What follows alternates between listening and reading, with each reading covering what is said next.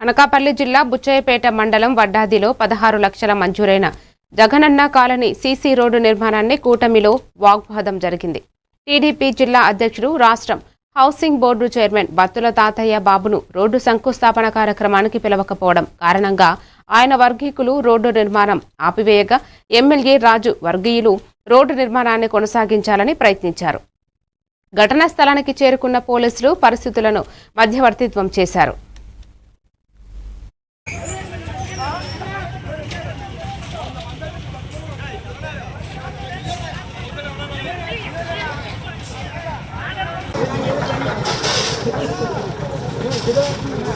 Work కాదు ఒక మాట వర్క్ చేసుకుందరు కాదు. కానీ ఇప్పుడు మా ఊర్లో సమస్య ఇది, ఊరి సమస్య, ఒకళ్ళ సమస్య కాదు, ఇది ఊరు అందరి సమస్య.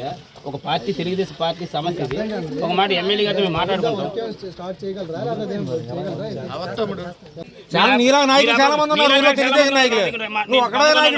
ఎందుకు మాట్లాడుతున్నాడు?